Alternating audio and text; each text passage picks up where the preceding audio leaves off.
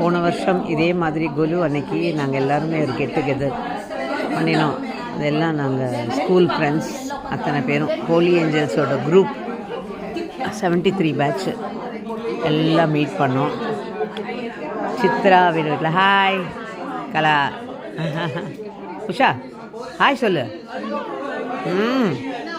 இது கலாவதி, இது மிட்டு, ட்வெண்டா, இவங்க எல்லோரும். சித்ரா ஹாய் சொல்கிறாள். சித்ரா வீட்டில் தான் இந்த வருஷமும் சாப்பாடு. ரேணும், லுசி, சுதா,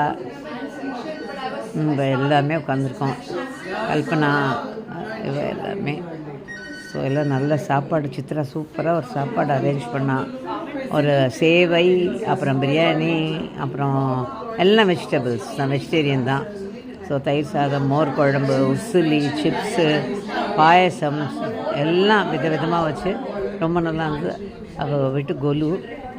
ஸோ இதை பார்க்கறதுக்கு தான் கூப்பிட்டாங்க. இதையும் பார்த்தோம், எல்லாரையும் ஒருத்தர் ஒருத்தர் பார்த்துக்கிட்டோம். ஸோ இதுதான் இது ஆஞ்சநேயர். அவர் ஈக்குவலாக உட்காந்துருக்காரு. ராவணன் தர்பார் பாருங்கள். ஆஞ்சநேயர் எத்தனை அழகாக அதில் உட்காந்துக்கிட்டு இருக்காரு. இங்கே எல்லாம் உட்காந்துருக்கிறதுனால விளக்கிட்டு போய் என்னால் எடுக்க முடியல. இது கல்யாண செட்டு.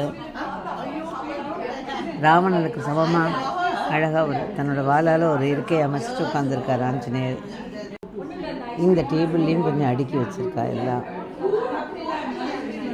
கும்பகர்ணம் இது எல்லாமே பொம்மைகள் நல்லா பாருங்கள். நாங்கள் எல்லோரும் சாப்பிட்டாச்சு. சிப்ஸு, தயிர், பிரியாணி, அதாவது புலாவ் ரைஸ் மாதிரி, அப்புறம் ஒரு பாயசம், அதுக்கப்புறம் அப்பளம், அப்புறம் இந்த சேவை பிரமாதமாக இருந்தது.